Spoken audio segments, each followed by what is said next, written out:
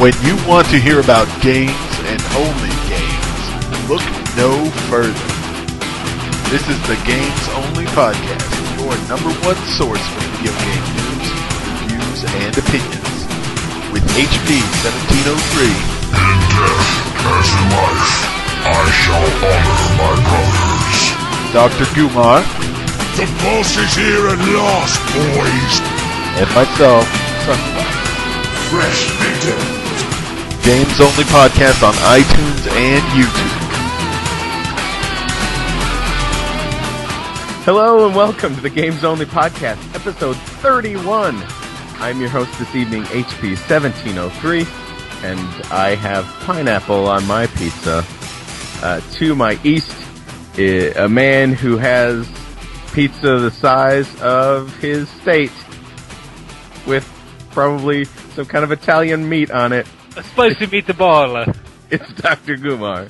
Hey, how's it going? And to my southwest, a man who throws barbecue sauce and, I guess, pigs on any pizza he would make. Cows. It's Sunflower 4000.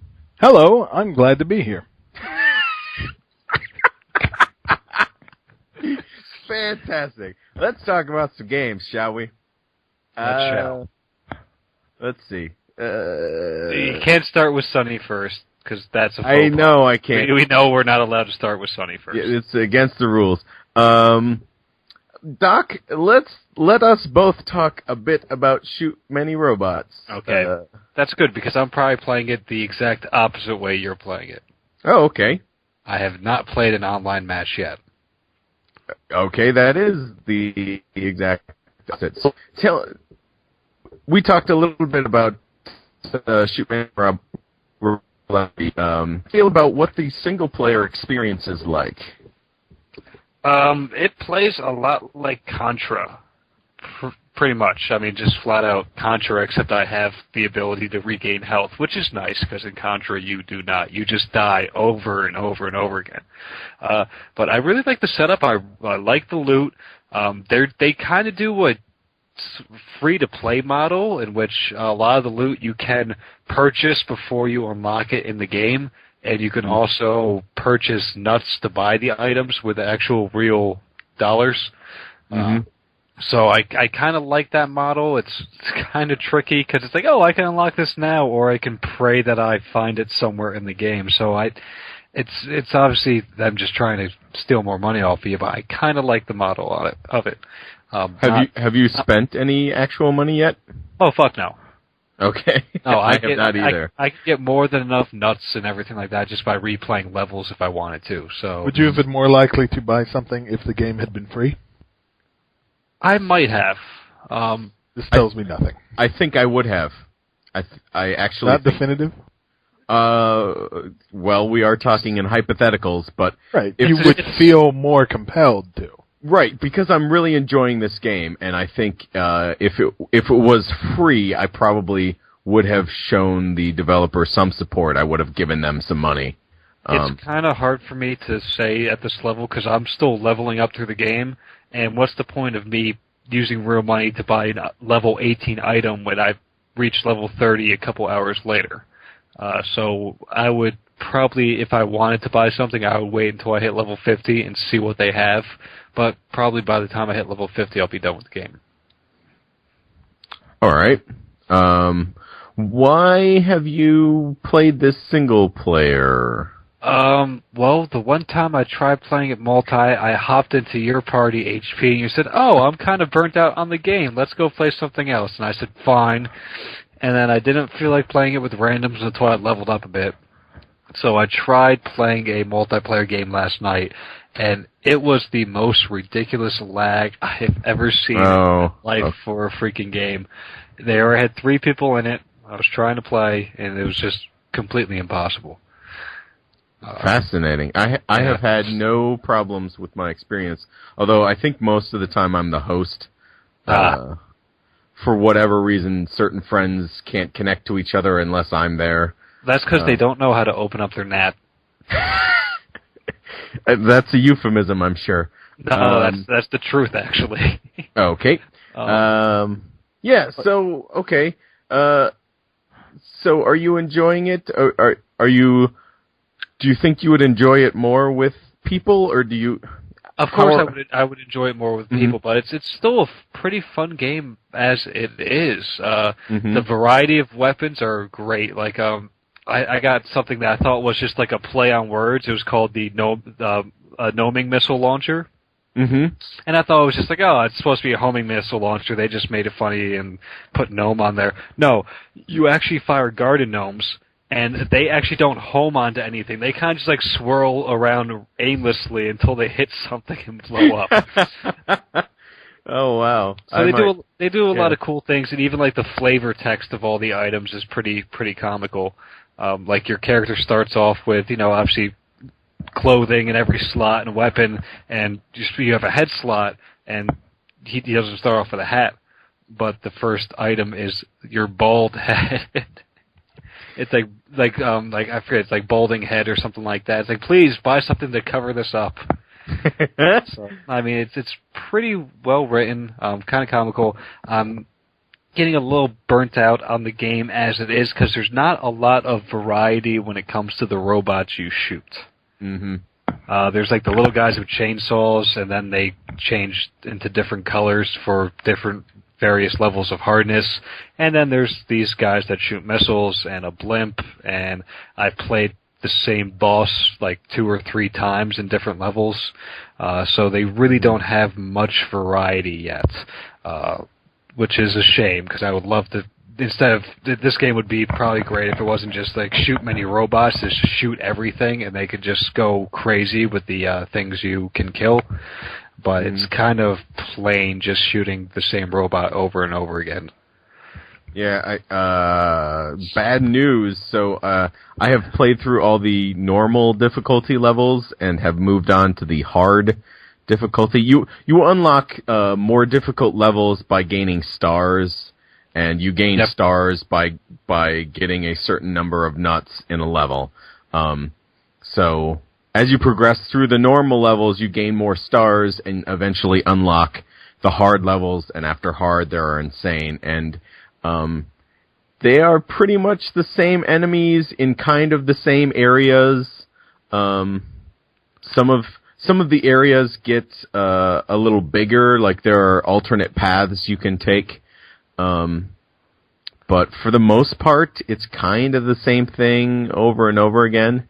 You really kind of have to enjoy playing it with the people you're playing it with, I think. Yeah, and I think the variety comes from the weapons as opposed to the enemies you're destroying. I think you're supposed to have fun shooting the weapons as opposed to killing the creatures.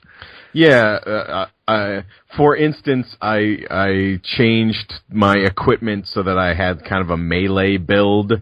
Right. So I was just punching through stuff, and there's a jump and slam ability that you can have that is different than kind of the normal ability is to slide, and you can like float at some point, jump and kind of hover. Yeah, there's jetpack items and stuff like that.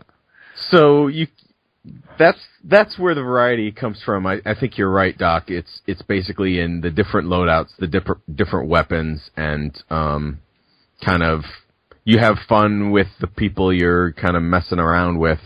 Yeah, I mean, it's a fun game. Definitely worth the $10. Yes, I think so too.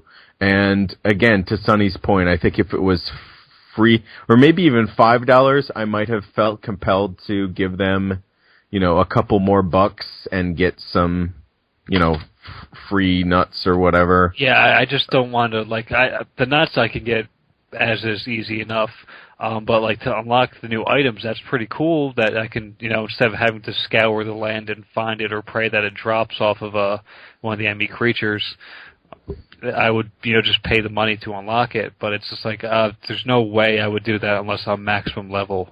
Yeah, and that's just throwing away, throwing away the money, because you're going to use it until you find something better. Then it's oh well, that's gone. And that's an important distinction. You can spend real money on getting more nuts, or you can spend it on specific items. And there are only specific items that you can buy with real money. You can't buy every item with real money. Yeah. So, yeah. again, $10. Did you try a demo before you bought it, or did you just jump in? No, I did play it at PAX. I remember playing it at PAX. Yes, I can't imagine there's not a demo for this. I think there is. I'm sure there has to be a demo for it. But yeah, on Xbox Live Arcade, a demo is required. Okay. Oh, there you go. So there's a demo, and if you've got a couple friends, I think this is definitely worth your $10. And no dissension, so I guess that's how the entire podcast feels. I still haven't even tried the game because I'm not interested. Why are you not? But you like Contra. Yeah, I got other things I gotta play. Maybe another day. I got important things going on, man. Crazy things. Oh, crazy things. Please, do tell. Crazy thing, alright. We're going to talk about binary domain. Okay. I know. It sounds boring as shit. Talk about shooting robots. Exactly. It is about shooting robots. So, alright, binary domain. Let me just sum this up real simple for you guys. HP, if you don't play this game, I'm going to be really upset because this is a game for you, through and through. You have a very competent third-person shooter, which I know you're a big fan of. We've talked about this. Yay, you competence. love that shit. I love competence. It's got the Japanese flavor that you can enjoy, where it's not, you're not, samurai, but it's got the flavor. Sure. It has well-written characters. They're very interesting. There's about 5 or 6 main important characters that you deal with, and they are all interesting in their own ways. There's a relationship system where you can answer them in certain ways to be better friends with them or make them hate you, and that affects them in battle as well. If you tell them to do something, they may not do it if you are a shithead. And there are some incredible responses where someone will say, hey, you ready to party after this? You can say, yep. You can say, nope. Or you can say, shit. Things like that. So, it's pretty cool that they give you these options, but here's the other thing. You can plug in your headset and actually say these things as the response. I know you like that. I do. Yeah. Have you done that? Have you tried it? Yeah, I did, but I couldn't find my headset the other day, so I just used the button combinations, because sometimes you don't know like what the options are that you can say. So. Okay. Beyond yes, no, and shit. But there's other ones like where, for my first mission, and you get to choose your squad for these missions. And what's nice is that it doesn't really feel forced. Whenever the game splits you up, it's for very good reasons. And I like that instead of the, okay, well, guess what? We're going to split into 2 teams for no apparent reason. No, there's always a good reason for it, so that's nice. Get down, dog. Just trying to eat my crust. That ain't right. Is that a euphemism? I'm basically saying that... Oh. What? Was she whining? No, I don't know what that was. Okay. What I'm saying is that it's very important that you play this game, HP especially.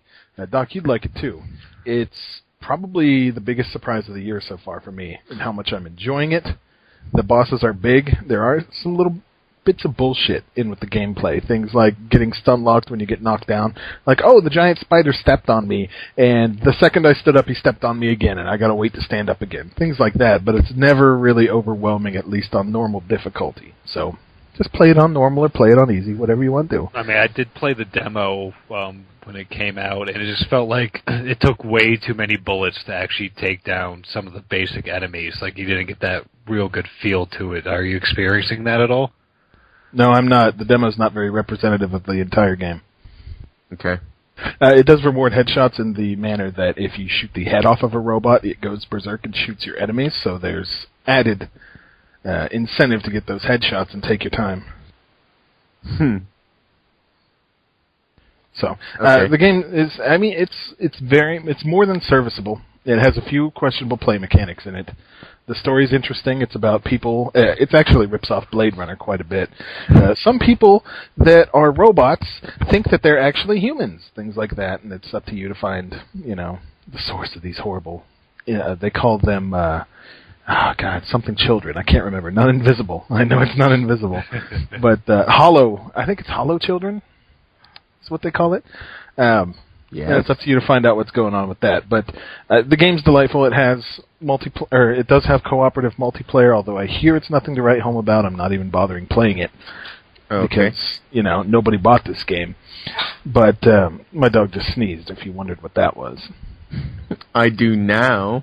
Okay. Oh. But, yeah, she's cute. But the game is really, really more than average. I mean, it's a great game that's sadly going to get overlooked because it has a lame-ass title. I mean, honestly, it is a lame-ass title. And the cover art doesn't look so good, and the protagonist doesn't look all that neat, although he does have a personality, which is very cool. And, in fact, everybody in the game does, and you have to work with their personalities in order to make better friends with them as you play. It's fun. It's lots of fun. The demo's okay. It's not great, but the game itself is a lot of fun. You upgrade your weapons, you get credits, it's got everything that you need. I mean, it's for a studio that doesn't have much third-person shooter experience, this is an incredible production. So I would highly recommend this to everybody. Rent this game or buy it if you're feeling crazy and you have money, because it is delightful. Does not have cooperative campaign, which sounds like a pain in the ass, but I see why it wouldn't work in this game, considering that you have to build relationships with your squad mates. If one of your friends is one of them, that can kind of throw that off. I can see why that would be a problem. Well, you can still make your friend angry and not follow what you're telling him to do. Yeah, I guess you could. Okay. Yeah, I talked to the developers at PAX of you did? This game. Yeah. Yeah. And It's really excellent, man. I watched Gravehound play while I talked to the developer, and that was a trip. So this has been on my radar for almost a year now, and yes, I eventually want to get my hands on Binary Domain. It's great to hear that you're having such a good time with it. It's right up your alley, and I say bump that shit to the top of your Netflix queue, GameFly queue, because you're gonna really, really enjoy this game, HP. I have no doubt in my mind about it. Despite the little problems that I do have, I think it does enough. It's got just like little touches that are real nice as well. Like when you run through a city that's been torn and ravaged by war recently, there's actually civilians in the streets, like going for cover instead of these empty places that you see everywhere else. So it's a lot of little things like that. I'm not done with the game yet. I'm getting close, very close. But it's been nothing but enjoyable, and I highly recommend it to everybody to give it a try. Definitely try this game. Fantastic. More so than Darkness 2? Wow, they're both great games. You've got to play them both. I can't say one or the other. You've got to play them both. All right. Damn, well, Darkness 2 is really good, too. Only one of them can be at the top of my GameFly queue, my friend. Well, here's the good news. No matter which one gets sent to you, you win either way because they're both fantastic. So, right. I definitely, at this point, if someone said, which one should I play right now, I'd say Darkness 2 because I know all the way through the game that it's excellent. Binary Domain might fumble, but so far I really doubt that it will, and I'm enjoying the hell out of that game. Well, fantastic. That's amazing. 2 thumbs up. And even my dog wags her tail at the thought of more Binary Domain. I got this cool, a lot of real cool scenes, and I'll link you to a cutscene after the show, HP, just so you can maybe learn a little bit more about, just a little bit, but something that made me actually laugh. And with games, that's rare because most of the time I just put my hand on my forehead and I say, I hope nobody's watching me play this. Yes, because it's not a woman sitting on a toilet singing about it. So why would it make you laugh? Someone here doesn't like my YouTube links. I love you, Sonny. Sitting on toilet. Sitting on a toilet. Speaking of toilets, how about Doc talks to us about the Cursed Crusade? Or is it Cursed? Cursed. Pretty sure it's cursed. Crusade. Where's this box? Cursed. Cursed. That's how I pronounce it. You might say cursed. About to make these crusades cursed. Yes. Cursed. Started playing this last night, and it's pretty decent. I mean, I played the demo, and I wasn't really too... Wow, you're like the first person who said that it's not absolute dog shit right out the gate. I kind of... Well, who else said it's absolute dog shit besides everybody you haven't played it? So like 5 people then?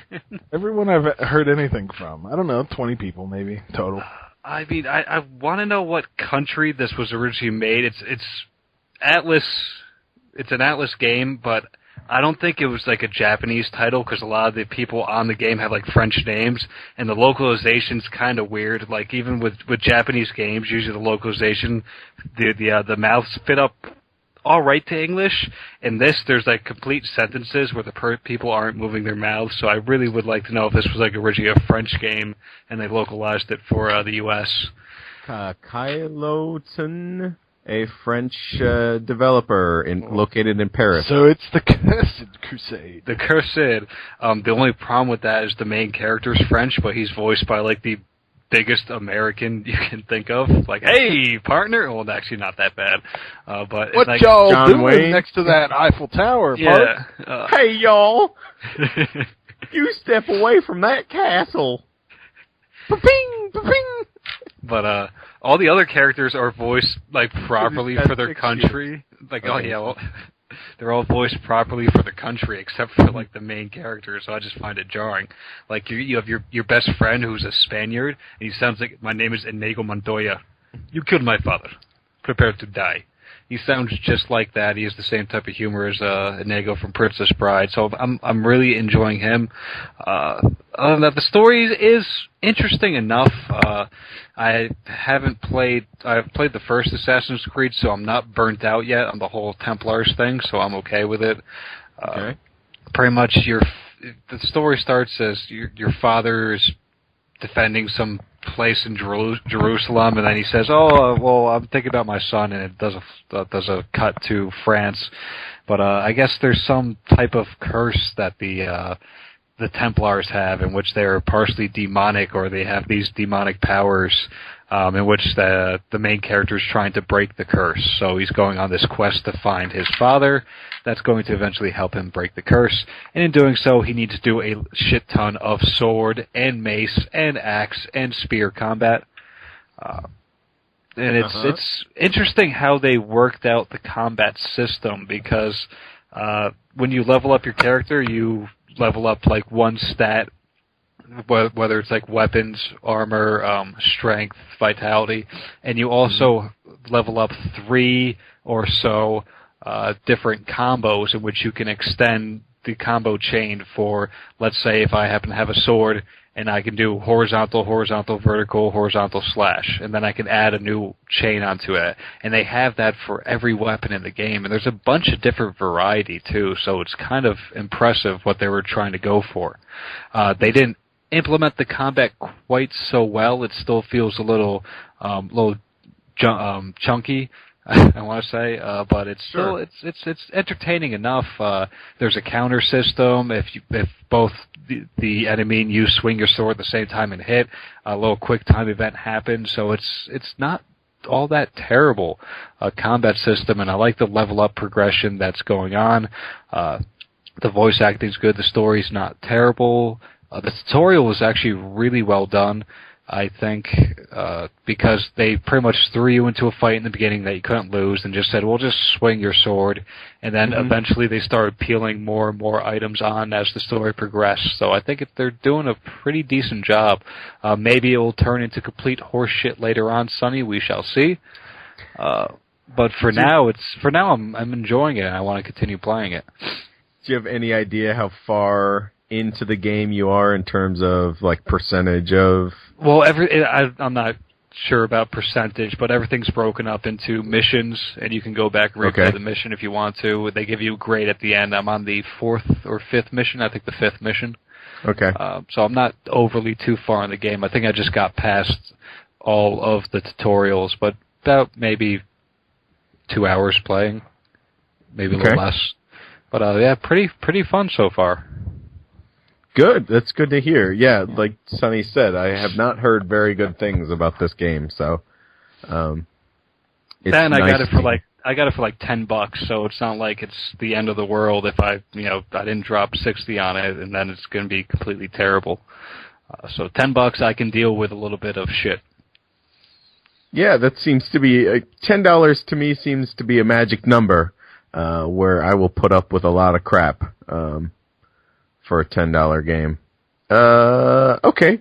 So, are you far enough into it that you would recommend it? I don't think I would yet. I would wait a bit. All right.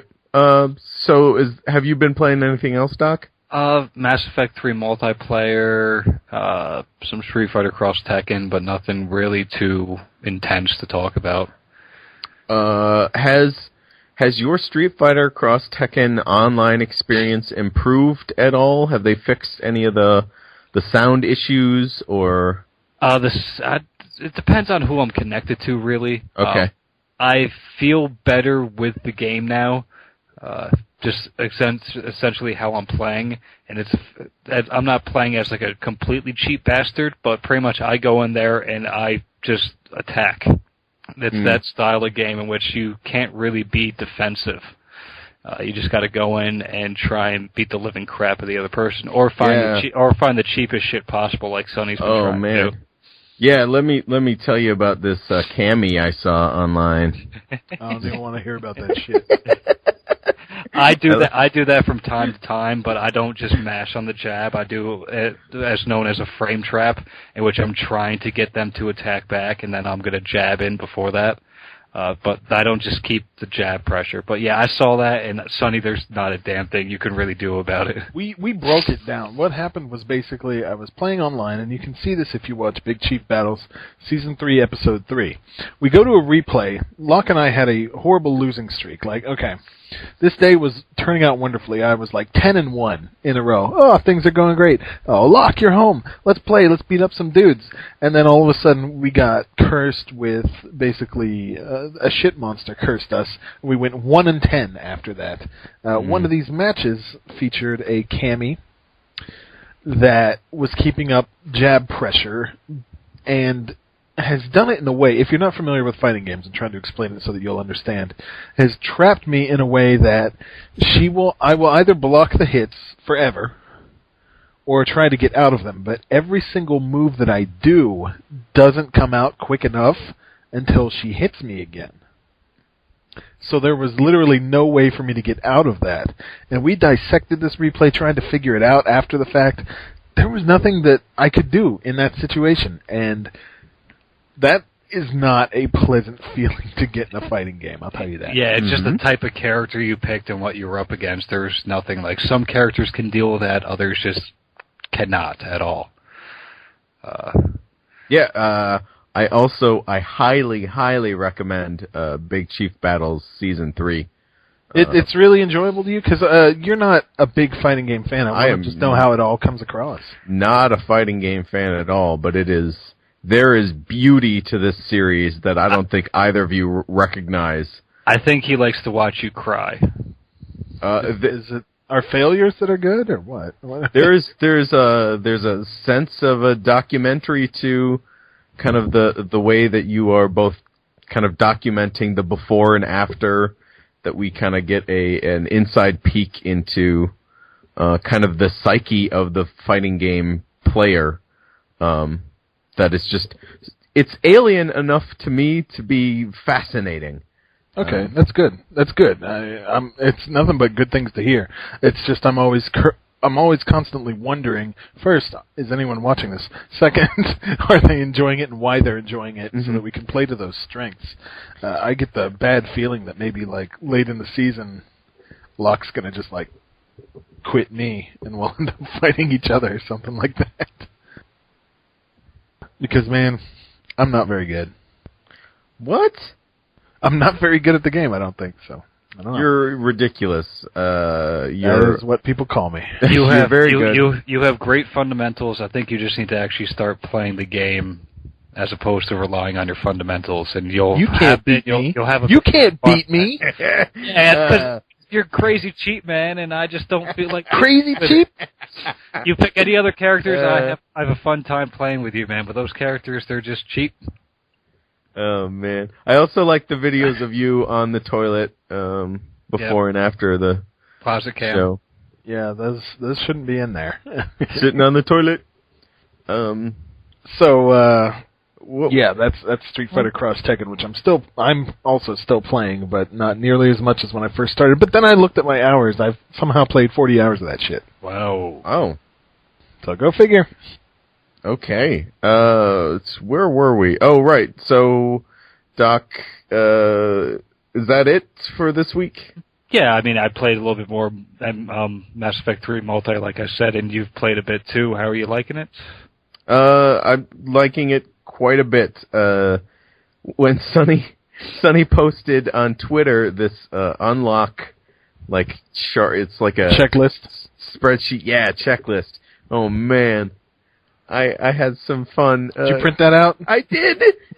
Wait, what is this? It's a printout of every possible reward that you can get from the different crates that you can earn in the game. Oh, okay. So you can kind of take an inventory on, I really need this, I really want that, and I'm going to get an erection from that. Yay! Oh man, so that's fun. And I think one of the interesting things about the multiplayer is because of how seemingly random the weapons are. A lot of my friends and I don't have the same characters unlocked. We don't have the same weapons unlocked. So there's actually a great deal of variety to just, who I'm playing with. It's not like everyone has the same guns and uses the same character. Yeah, right. Sometimes you see somebody with something and you're just like, oh shit, I need that. Mm-hmm. Yeah, I started a completely different style of character than what I was used to. I'm doing a human vanguard in which I'm just running in with my biotic powers and blowing shit up and then running away. Sounds like you're one of those buttholes that always needs to be revived. I normally play a soldier, so this is a little different, and it's a little bit to get used to. I'll tell you, man, being a infiltrator, you basically can be a combat medic with cloak, and you can revive people while no one can see you. Mm-hmm. So valuable. Yeah, You're welcome. You could take all the strategic points without anybody seeing it too. Yeah, it's beautiful. Yeah, I am loving being able to play as different classes, because I have played the entire series as a Vanguard. I was a Vanguard in 1, 2, and now 3 in the single player. But I like the other classes are fun. Yeah, I did Soldier the whole way through because I'm boring, but that's how it is. I like the ammo. Or so our fans tell us. Yes, different ammo is great. Yeah, so really enjoying the multiplayer. Have no real incentive to spend more actual money on it. Because of the way I keep gaining the in-game credits. You're at the point where you don't feel that you need something new, like right. I did early on. Yes, I think everyone has that feeling right when they're starting, like, oh man, I don't have anything, I don't have any good guns, I don't have, this is not kind of the way I want to play. So maybe you spend, $3 or $4 real dollars, and end up with... Pray to the Mass Effect gods that you get something good. Right, and you get, a better gun or something that suits your play style better. And yeah, I think right now I'm to the point where I don't need other weapons. There's stuff that I would certainly love to have, but nothing's necessary. And I'm gonna keep playing it for some reason and not playing the single player, which blows my mind. Now, is the single player just not drawing you in? I honestly think that I have such trepidation for the ending that don't be a weenie. I would almost prefer to leave the story where it is. And I an eternal struggle to kill the Reapers. Yep. I think that's a better stopping point. No, I played the From Ashes DLC. I believe that was this week. I haven't talked about this on the show, have I? Not that I recall. Great, nobody pays attention when I talk. Perfect. So I bought the From Ashes DLC, and you gain another character for kind of the single player experience. You gain another, I don't want to say companion, but bro.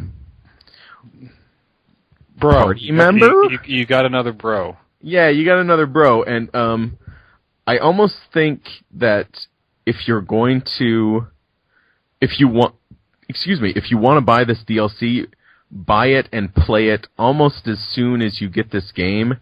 Like, don't wait, because I like the character you get enough, and I have had enough dialogue outside of missions with this character that I don't know why you shouldn't play through the entire single-player campaign and then go back and do the DLC. Get this DLC as soon as you can, if that's something that's appealing to you. So the character actually adds that much? Because I know, like, Zayed from Mass Effect 2, he didn't really add too much onto it. Right. He is also in this game. You kind of run into him because you run into everybody. Yeah, and he adds just as much to this game as he did to Mass Effect 2 when he was actually in your party. So the new character that you get, I find fascinating. And yeah, there's enough dialogue options. You meet up with this character on the Citadel, and there's a whole cutscene there. So I actually think there's enough there to make it worthwhile if you're a fan of the series. Yeah, so I would not wait on this DLC if you plan on getting it eventually. Get it as soon as you can, play it as soon as you can, and go through the game with this extra character. Well, I hate to break it to you, but most people have beaten Mass Effect 3 except for you. I am literally the last person on Earth who has not played and beaten this game. And I'm fine with that. 'Cause I am. All right. And that's kind of all I've been playing all week, which is why I'm going to kick it to Sonny to tell me what WO3. I'm assuming this is Weapon Operation 3. Wiggles Orifice 3. I should probably stop you and tell you that I've also been playing a ton of Total War Shogun 2. Which is unrelated to what HP's trying to figure out. But let me just tell you this. Total War Shogun 2 recently received a patch involving its performance. The game is straight up godlike now. If you own this shit, you have to play it. If not, you can find it for about $7.50 on Amazon during various sales. Yo, what's up? I don't. You're telling me what is up. Yeah. So that game is great. If you bought it, reinstall that shit. Makes a huge difference. Great game. Now, WO3 is Warriors Orochi 3. Oh, okay. It is Dynasty Warriors mixed with Samurai Warriors, mixed with everything that it's ever done. And this is probably the ultimate version so far, which it really ought to be. Previous games had, I believe, 90-something characters that you could play as, and they were all very fleshed out. They all had their own moves, their own weapons, their own voices, all that stuff. This one has over 132... wow. 132 dudes, HP. Dudes that you can dress up. What? You can dress up each one of the 132? With alternate outfits, yes. It's not perfect. I bought it digitally on PSN for the hot price of $49.99, and then I downloaded 11 gigs, and boy, that was fun. But you know what? It's worth it. Game's great. I'm enjoying it so far. I've only put about 4 hours into it. The unlocks never stop, so if you like unlocks in a game, this is your cup of tea. Because after every stage, you get a significant amount of characters to pad it out. And like I said, there's 132 in the game, so they just keep on coming. Would you have to be a fan of the series? Nope. Or okay, that's the great joy about it. It is a time-traveling adventure where you can go to battles throughout history to get stronger and eventually take on one stage at the end of the game, which is a battle for Earth, that sort of thing. So, basically, that's not how it goes. Basically, the structure of it is, in your first mission, you can't kill this enemy, so then you get the power to go through time and collect friends, and take your friends with you. Oh, it's like Bill and Ted's Excellent Adventure, the game. Sort of. If you gave Socrates a riding crop and perhaps that fruit dude had a shotgun. They get really outlandish with the weapons and the looks, though. But it's really cool because even though they have 132 characters in this game, they still manage to make all of them look extremely individual and unique, which is no easy task. And how do you unlock things like alternate costumes, or do you just dress them up differently? The alternate costumes are unlocked as you play the game. There might be special criteria for some of them, but I'm not entirely sure. I know that there's more than one for everybody as well as, which is cool. And you unlock people just by progressing through the game, and sometimes you'll get different criteria you have to fulfill to save somebody's life to put them on your team. So. Now, do you have to replay levels or areas? You can, but you don't have to. Okay. To level up your guys and they gain levels and keep them as you go, you can replay any stage you want. Say that I played a stage where a dude died, and I was like, wait, I really wanted him on my team, maybe I can save him. I go back there, I already know what to do, and maybe I save that dude's ass that time. So, you can do that if you want. It's very freeform. You can choose whatever stage you want from the outset. Oh, wow. So are all of the stages available? They're not, but Okay. you can jump around. It isn't linear. It gives you a handful that you can go to, and you can choose which ones you want. And is it a thing where you have to beat all of the first levels that you're given before the next levels open up, or do they open up? Not necessarily, but Okay. then again, keep in mind I'm only a few hours into this. There's always variety so far. I haven't been bottlenecked at a spot yet. And it's not like it's hard anyway. You can play the game on easy if you like. Each stage you can choose the difficulty. So if you're having trouble, scale it back. No big deal. The only difference that the... What? Nothing. Keep going. The only thing is, when you go to easier levels, you don't get as good weapon drops. So that's the only thing you're really missing out on. If you want to be a ultimate god, ideally you level your dude up quite a bit and go to an easier level, put it on the hardest difficulty, and fantastic things will be dropping from the sky. If you manage to make it through, now you got a badass dude. Nice. So, yeah, cool game. Interesting release for this, since it's not voiced over in English. Sony wouldn't let them release a disc version of it. So you can only buy it for the PS3 via the PSN, PlayStation Network. There is no disc release on PS3. Microsoft didn't give a shit, so you can buy it on disc for the 360, Okay. but not buy it digitally yet. Huh. Yeah, And it's not very unusual. There's no English voice acting in it? No, but a lot of people don't want English voice acting from that game. It's about Japan and China, so. Lou Boo! Here comes the enemy! You know, you'll get stuff like that if it's in English. And the previous games, I loved them because they were so bad. Like, it was so funny to hear, like, people's voices cracking as they said, "Father, let me kill him!" It was great.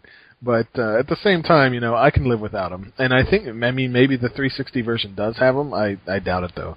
And I don't think any real fan of the series really wants them, unless you're a glutton for weird shit like I am. And boy, I am.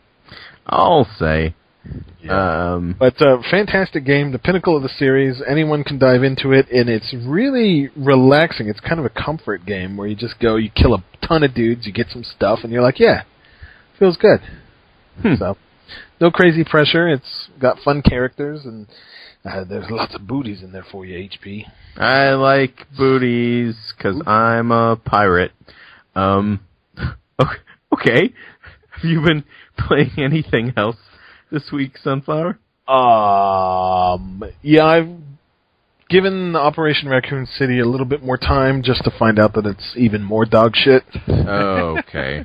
I'm hating this game as I play it. I know, and it kills me too, because they could have made a real good game. Instead, they gave us a shitty SOCOM with zombies. But some of the big problems with the game, besides the AI being completely brain dead, which is a pain in the butt, but people can find friends, not a big deal. The problem is the enemies do not react to your shots worth shit. You can shoot them many times, and they very well may never go into any type of animation, but one of their arms may disappear. And you don't know when they're dead. because they're not reacting to your shots very much at all. Sucks. So it's been a real bummer. It's been really cool locations, really cool characters, but boy, the gameplay is crap. Stay far away from this game, everybody. I hate to say it because I'm a huge Resident Evil fan. This game is truly trash. Wow, I'm very sorry. And, I really want to tell people, yeah, get it. We can play together, but at the same time, I don't want to lie to people. This is shit. You can suffer with me. It certainly is better with other people, but you can't polish a turd. You can't polish a turd. Do you know anything about the development? Is this a different team than the team that's been doing RE5 and is doing RE6? Yes. Okay. Yes, it is. Capcom outsourced this to Slant 6, who's famous for the shitty SOCOM series on PS3. And I call it the shitty SOCOM series because even SOCOM fans don't like it. So, Capcom, great pick, assholes. Great pick, assholes. And to anyone who does work at Slant 6, I'm sorry, guys. It just didn't work. Try something new. Are there at least... Okay, because we've talked about this. I've read things about it, and on paper it seems like a really interesting thing. Is it the matter of the execution just being very poor, or are there not actually good ideas in the game? They've got great ideas. The only problem is that they're outweighed by the shit-ass gameplay. Okay. They've got experience that you gain as you go through the level, and if you find secret things, you get extra experience. If you play versus, you get experience. Everything goes towards your experience. And with that experience, you can spend it to unlock items, abilities, and weapons, and they're all very cool things to have in there. Oh, hey, that's the gun from Resident Evil 2. It's going to make me cough. Pardon me for a second. Talk amongst yourselves. Here's the topic. Rhode Island is neither a road nor an island. But you can unlock different abilities, like, I can activate this ability every 30 seconds, and it pings 20 meters around me and shows any enemies on my friend's radar so they know where they are. Cool little things like that. Sure. But the problem is that it's no good if you can't navigate properly, you can't shoot well. The gameplay murders this game. It is a knife in its heart. It really is a bummer because there are good ideas. There are cool characters. There are great settings. The online looks like it might be okay, but it's not. And, yeah, the game just blows. It just blows. And it's broken from the ground up. That's the problem. They're not going to be able to patch this and make it all better. It's horrible. Real bummer. I got the limited edition, too. $80, didn't need you. Very sorry to hear that. Did you at least get a statuette? I got a steelbook case. I got all the premium DLC, which is actually kind of nice for them to throw that in there. And I also got a handful of different patches from the organizations in the game, which is cool as well. That is pretty cool. Is it worth $20? I don't think so. Better than some premium packages.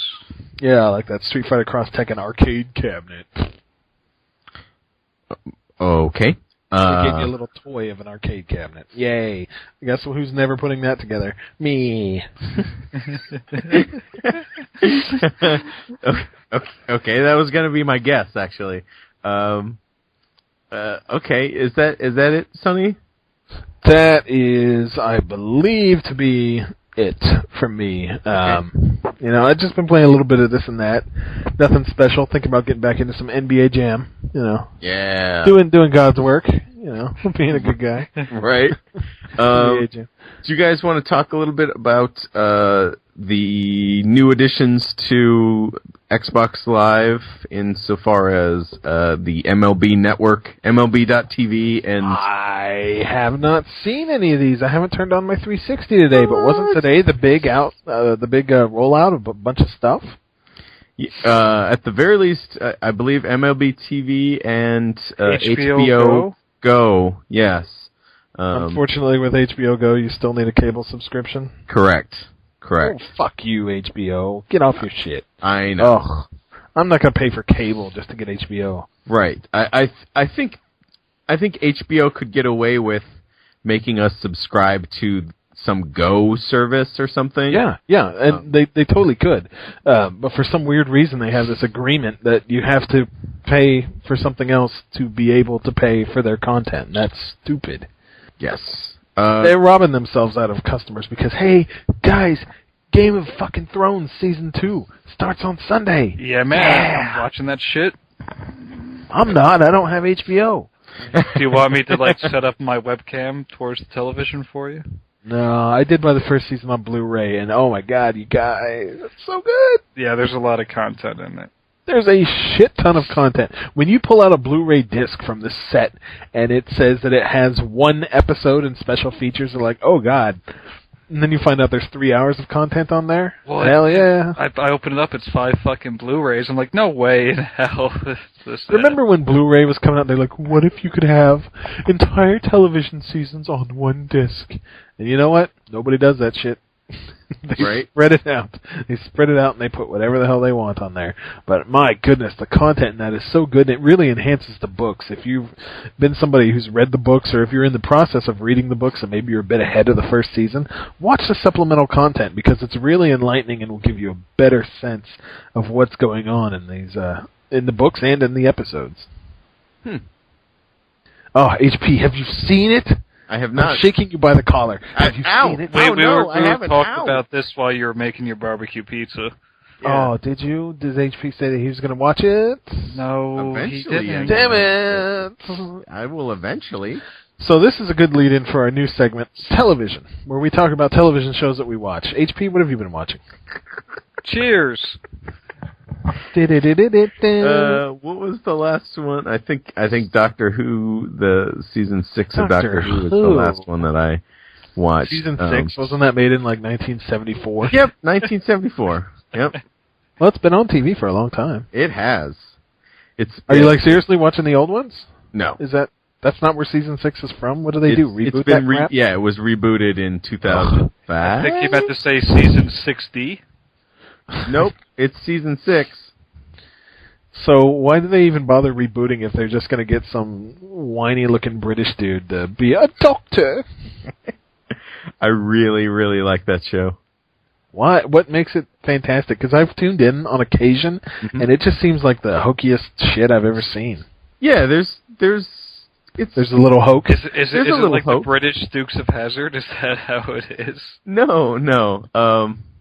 Well, maybe. They've abducted my tea. No, the writing's very good. It deals with kind of very heavy ethical dilemmas in kind of a lighthearted, hokey way. Sometimes it's children. Very emotionally. Yes. Yep. Would you say it's like acceptable for children? On one level, I could see children watching and enjoying it because sometimes there's some, kind of goofy physical comedy, but children aren't going to get the kind of the higher level fun stuff dealing with eradicating entire races and, sentient robot life and, stuff like that. Ethical dilemmas. It's a fascinating show. Does this have any potential whatsoever, in your mind, to be better and more significant than Star Trek, the original series? You say yes, I'm going to kill you. I'm going to kill you if you say yes. He's going to throw his shoe to Wisconsin. He wants to say yes. Well, wait. Let me say that. Have you really spent any time with the original series of Star Trek, and do you appreciate what it did at the time and the episodes and what it dealt with? No and yes. How's that? That's not fair. I recognize kind of it is the reason that a lot of science fiction fantasy exists. It has a rabid fan base and a lot of sci-fi kind of owes itself to earlier Star Trek. But with Doctor Who, they just get in the Bill and Ted telephone booth and we go crazy journeys through time. Yep. So what you're saying is Bill and Ted is more culturally significant than Schindler's List. You heard it here, folks. That is exactly what I'm saying. Shame on you. I've never really understood the appeal. It always just seemed too kiddie and like it would pull an awful lot of punches. No. There's some really heavy moments. But it's one of those things that you have to invest in, I think. I don't think it's not a casual show that you can just watch one episode in the middle of a season and kind of understand it. Does that make any sense? Yeah, it does. A lot of great television is written that way. Yeah. However, I have my doubts. Well, I don't know that you would like it. How's that? Well, all right. My problem is that I don't like Brits, and that might be. It's full. It's full of them. It's almost like it should be full of them. British show. All right. Well, we're just trying to pad out the show. Yeah. Don't mind us. Oh, no, we don't need to pad out the show. I mean, we could talk about more television that Sonny hates that HP and I have been watching. Like, I watched some Psych yesterday, and now he's going to go vomit at me. Psych ain't no good. It's all right. You got the MLB TV thing last year through PSN, did? Yes, I did, and it was absolutely excellent. Now, are they still offering it on PSN this year? Yeah, they are. Will you be able to... Do you have to pick which one, or will you be able to watch it on either your PSN or... I imagine you could watch it on either, because I could use MLB TV last year on my PS3 or my iPhone. They just link to the same account, so I would imagine, yes. My biggest problem was that there were too many baseball games. I didn't have enough time to watch them, so it felt like I wasted my money. But the app itself was incredibly slick. You can jump to every single at-bat, and it will also give you a summary on games that have already passed on what exactly happens at that at-bat, and you can easily cycle through a whole game like that if you want. I also had a problem with the blackout restrictions. They were kind of heavy. Oh, they still do blackout restrictions for that? Oh, yeah. Oh, They do that's quite terrible. a bit of it as well. Worst case scenario, if your game is blacked out, you can listen to the radio version, which, it's okay. What teams did they black out for you? The Rangers? They would also go as far as, because we get WGN down here, they would sometimes block out Cubs games. Oh, wow. You're not missing anything. That's what I hear. But it was still kind of a bummer to say, oh, hey, look, it's the Rangers against the Tampa Bay Rays, which is my team. I like the Rays. Hey, I can't watch it. And you know what? I'm one of those people that doesn't have cable, doesn't even bother with local TV, so I simply cannot watch it, period. For those that don't understand, they black out games when there's enough tickets to still be sold in an area in which you can still travel to. So if they still want to sell games in the stadium, they'll black out the game on cable television. The Kansas City Royals were also blacked out for me. And I think even the Colorado Rockies. Well, That's there's ridiculous. never going to be a sold-out game in Kansas City, so don't expect to ever watch one of those games on that. But this is a small bit of a consolation, is that after the game's been live, after it's already aired, you can watch it after that. So, no problem. As long as you're not watching it live, no problem. All right. So, that's something. But yeah, the summaries were really good. The app was amazing. You could skip through all the at-bats. Yes.